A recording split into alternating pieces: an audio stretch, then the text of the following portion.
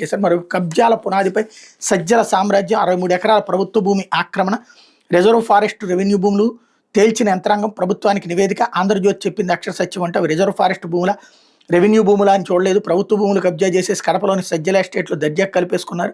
200 ఎకరాల్లో విస్తరించిన ఈ ఎస్టేట్లో 63 ఎకరాలు సర్కారీ భూములేనని అధికారులు తాజాగా తెలిచారు. ప్రభుత్వానికి నివేదిక అందించారన్నటువంటి వార్తని హైలైట్ చేశారు. లేకపోతే మద్యం స్కామ్లో మరో అరెస్ట్ అంటూ సజ్జల శ్రీధర్ రెడ్డిని పట్టుకున్న సిట్ కమిషన్ల విషయంలో కీలక పాత్ర. హైదరాబాద్లో కంపెనీలతో భేటీలు, బలవంతంగా ఇస్రాయేల్ స్వాధీనం, ఎస్పీవై ఆగ్రోలో సొంత తయారీ, హైదరాబాద్లో అరెస్టు, విజయవాడకు తరలింపు అన్నటువంటి వార్తని హైలైట్ చేశారు. ఇక్కడ విశేషం ఏంటంటే ఆయనే కుంభకోణం చేశాడని, ఆయనే మ్యానుఫ్యాక్చరర్ అంటాడు. మ్యానుఫ్యాక్చరర్ ఎందుకు కుంభకోణం చేస్తాడు? మ్యానుఫ్యాక్చరర్ డబ్బులు ఇచ్చాడని కదా చెప్పింది. ఇప్పుడు మ్యానుఫ్యాక్చరరే ఇక్కడ కుంభకోణం చేశారన్నటువంటి కోణంలో ప్రొజెక్ట్ చేసుకొస్తున్నారు. అంతకుముందు జగన్ మీద కేసులు కూడా ఇట్లాంటివి ఉన్నాయి. ఇకపోతే శాంతి భద్రతల్లో రాజీ పడం, తప్పు చేస్తే ఏ పార్టీ వారిని ఉపేక్షించేది లేదు. డిప్యూటీ సీఎం పవన్ కళ్యాణ్ హెచ్చరిక.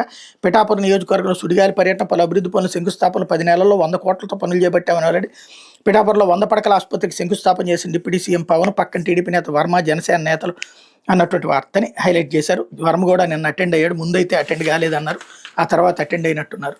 లేకపోతే ఈ మద్యం స్కామ్లో మరో అరెస్టు ఇక్కడ డీటెయిల్గా రాసుకొచ్చారు. మరోవైపు 5 కోట్లు ఇస్తారా, 50 కోట్లు ఫైన్ కడతారా అంటూ ఒక వార్తని. ఇకపోతే బోరుగడ్డ